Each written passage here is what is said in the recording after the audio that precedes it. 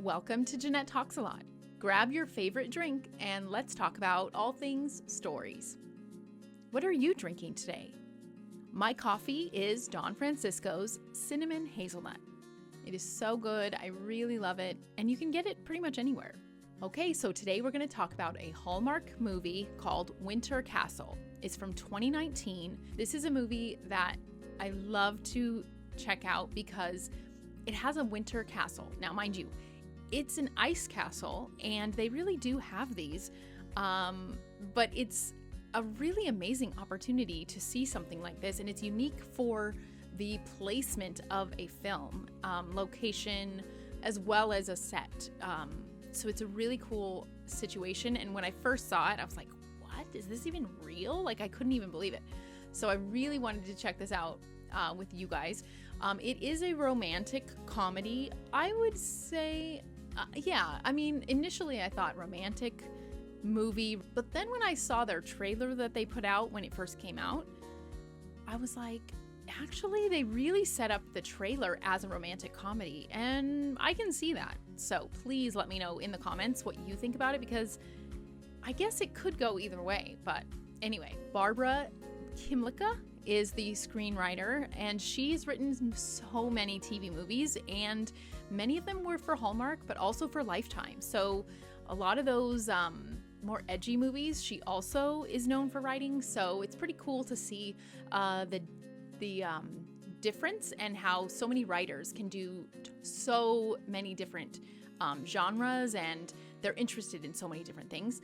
And then also the director is Marita Grabiek.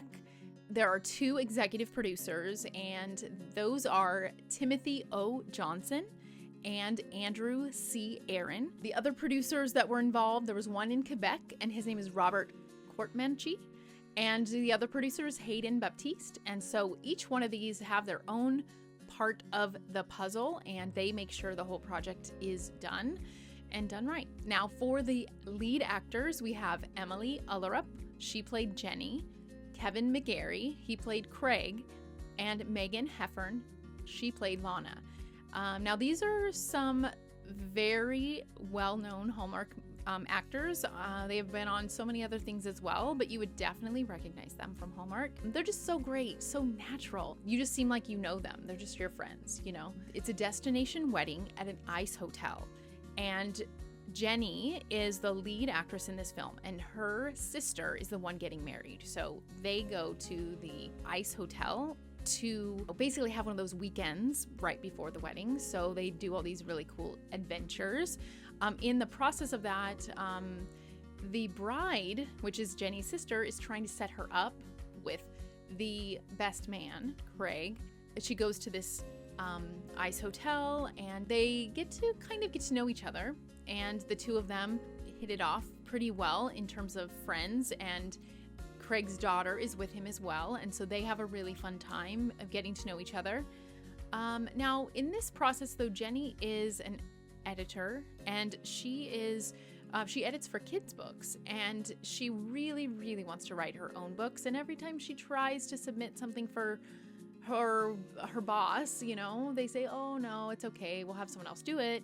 You're a great editor, so we'll keep you doing that. So it's kind of a rough time for her. She wants to do more, and while she's there at this, ice castle, she gets this idea for a book, and so she starts writing, and it's kind of a fun thing, a very whimsical type setting with the ice castle, and as well as the storytelling element where she's writing her story along the way. So it's really a cool thing. There's, at the very beginning, the sisters, so the bride and Jenny, are getting in all of their belongings into the shuttle to go over to the ice hotel. And when they do that, they get in, shut the doors of the shuttle, the driver gets in, and he starts to drive off. And then the camera is down on the ground, facing like a close-up shot of a wedding veil in its little clear plastic pouch, and it kind of pulls back a little so you can see them driving away, and you can tell, oh no, they left the wedding veil and it's in the snow, so it's white and you can't see it. So they ended up doing that really cool shot where that they forgot it, and oh no, we're the only ones who know. The bride doesn't know. Oh no. So it's really cool. It adds a little extra where you're like, oh no. In storytelling, we have something called plant and payoff. Now imagine you are planting a seed now, and later you are going to harvest that seed, which is paying it off. Okay, so in that way, this shot with the wedding veil that has now been lost, it's been forgotten, and they didn't see that they lost it. This is what we call a plant. So they planted this, wedding veil is lost. Then probably about 12 to 15 minutes later, the bride comes in to the sister Jenny and says, oh no, my veil is lost. I can't find it anywhere. So that is basically a payoff in a way. You kind of planted the seed earlier and then it's paying off now. But this one is kind of cool because later on, about 22 minutes in, that is when Jenny's sister, the bride, comes back to Jenny and goes, you know what? And she mentions it again. So she says, hey, I still haven't found my veil, but it'll be okay. I'll go ahead and just, we'll find a way. Yeah, I'm fine with it. No problem. So that is kind of another plant in a way. You're just kind of like planting another little seed there. And then at the end of the movie, about an hour 15 in, that's when they actually pay off the plant and plant and plant along the way, because they're just about to have the wedding. Everything's so great. It's working out so much better now. And then the mom of the bride comes in and says, guess what? Someone just brought your veil. They found it and now they wanted you to have it. And you're thinking like, what? We've already handled it in our own way, but it's kind of cool. Thank you so much. But I already have one. So it was really cool. So it's a little bit of a plan and payoff. There are often many times they'll use this same storytelling device to help bring up things along the way. A little bit of a little plant here and a plant there, and then it pays off later. And a lot of times they do this with comedy. A joke starts here, and then later on, something comes up where you're like, oh my gosh, that is so amazing. So that's kind of how they use it as well in comedy. So this was just a little way of doing that. Okay, so the next thing I want to talk about in regards to storytelling is something called exposition. And that is where there are certain things within a story, and it doesn't happen all the time, but many times there is something behind the scenes that the viewers need to know about a certain place or a certain town or something in order to understand what is coming next. So it's almost like painting the picture so they understand that these are the confines of this picture. So in a case like this is an ice castle. Most people, I think, have not heard of ice castles. There are some around the world. And in this situation, I feel like they needed to kind of let people know that this isn't like a magic land, that this is a place where humans can go and have a getaway. It is a hotel, and it's so unique, and it's one of those things that until you see it, you can't even imagine it. But when you see it, you're almost distracted by it because it's such a unique location. So in this case, early on, when they first get to the hotel, Jenny asks the concierge for a tour. And this is a cool way of bringing this exposition to the viewers at home, those of us who are watching. Then the concierge takes her around and explains to her that this is a real place, that, every year they rebuild it in the snow. People come in, it takes them a few weeks to build or form the ice sculptures. Over here we have this, and every year there's new themes in the rooms. So he's kind of explaining how this can be a human thing, how we can really experience it. Otherwise, it could be so magical that you almost are taken out like, this isn't real, I'm not going to pay attention. So that is actually, I think, for us as the viewers, that little tour. So go ahead and watch it and let me know in the comments what you think, because it's a very cool way they did it. But it's just a little snippet, a little time where you get the bigger picture. So then you're like, yeah, this is totally real. I have no questions, you know? And so this is where, during this tour though, this is where Jenny sees this guy and his daughter for the first time. So now they're getting into leading up to the wedding, where they go to different events and dinner and this and that. And she starts to get to know Craig and his daughter, Sarah. So they get to go, you know, skiing, and they go different places. And so they start kind of getting to know each other and bonding. And then Lana, who is basically the plus one of Craig, if you will. And it was a little bit weird, contrived. I don't know. It was a little strange in a way, because there was one point where Lana said, the piano started to play, and Lana said, "Oh, I love this song." And the guy at the piano waves her over like, "Hey, come up and sing." And so she does. And then she has the most amazing voice ever. Like, the recording of it was so perfect, like it was in a studio or something. So it was one of those things that I was like taken aback a little bit. But I do see the point. The reason they needed that part in the story, it helps Jenny like define, like, yes, I am staying away.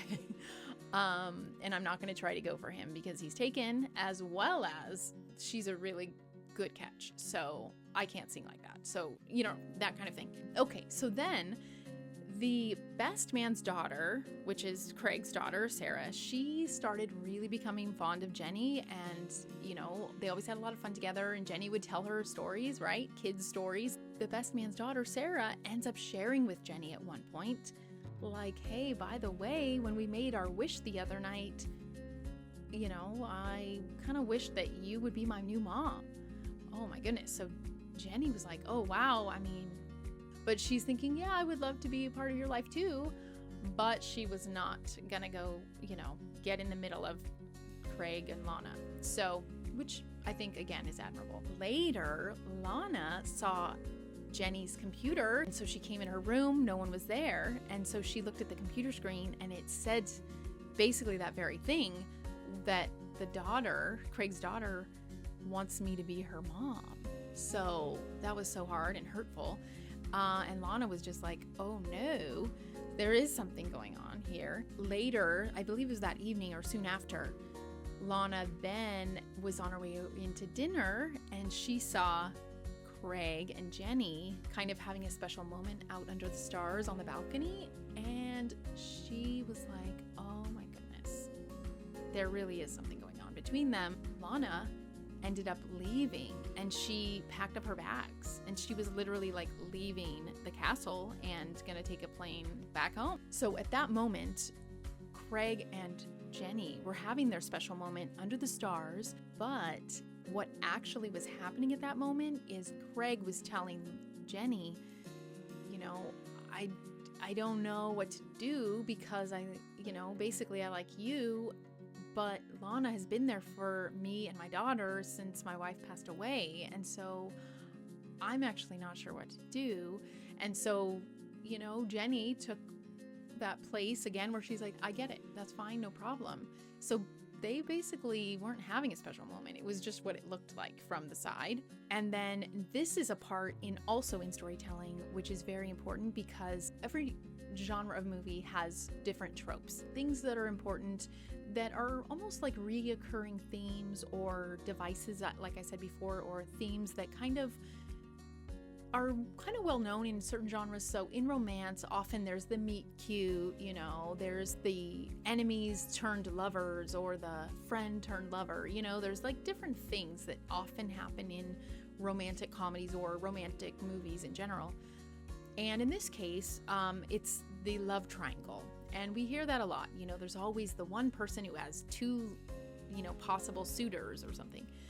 And that's basically what was happening here, except the cool thing is there was like a little twist in this movie that doesn't often happen in others. So usually in a situation like that, they will have the lead actor or actress witnessing the other lead actor or actress while they're having a moment with the person who is the other woman or the person who they're not gonna choose. And normally in these movies, they show like these two are deciding we're not gonna be together. And the lead actor or actress is the one who goes off and says, I'm gonna leave, they need to be together. The one who's all bummed and like, oh my goodness, I'm not gonna be able to have what I want and not gonna love the person I want. And then they end up leaving and we're like, what happened, you know? But that's not what they were talking about. In this case, it's a twist and it's super cool because in this case, it's the lead actors, both of them, the ones who are going to end up together, that are talking and having a little moment. And the person who's the other woman or the one who's not going to be chosen is off to the side. She witnesses the two lead actors having a special moment. And she decides, to be honest, this is the most powerful moment, I think, in the film. She decides that she is going to basically take the high road and leave. And it's pretty amazing. A little while later, she runs into Craig as she's carrying her luggage and going to the shuttle. And she tells him, I'm leaving. You need to find the person who is right for you. You don't see that in a lot of these movies. And she's the one who was there for him for a few years, you know, as a good friend and helped with the daughter and all those things. She could tell that he wasn't really connected to her as much and she needed to step away. And I thought that was really cool because it's very unique. It's a little twist in storytelling. It's a different take on the same type of story. Another thing that was unique for me is that Lana, she's on her way out with the luggage, and as she's walking out, the concierge comes up and he says something to her. Now, if you look back earlier in the film, when she was singing that night with the piano player, the concierge had asked Jenny, hey, is that lady part of your family? And then Jenny said, oh, no, she's not. And you could tell he had a little excitement on his face, like, oh, maybe I have a chance. And then that was it. So then, to me, that's kind of a little planted seed there. Then later, when she's leaving with her luggage and she's heading out the door, he stops her and says, oh, do you need a ride? And she says, yeah, that would be great. And he said, oh, I'll drive you. I'm off in 10 minutes.